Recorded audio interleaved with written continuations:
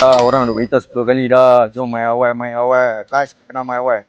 Ayam pok pun dah masak 3 kali dah. Jom, jom, jom, jom, jom. Ni buat apa? Ikut lah. Jom, jom. Tempat lalu. Jom, jom. Ni ayam pok. Ayam pok. Ayam pok pun dah tengah panas-panas. Bestseller kami. Ayam pok. Ni gulai tunjang. Ni killer lah, paling killer. Lagi renang killer. Ayam S. Tahu.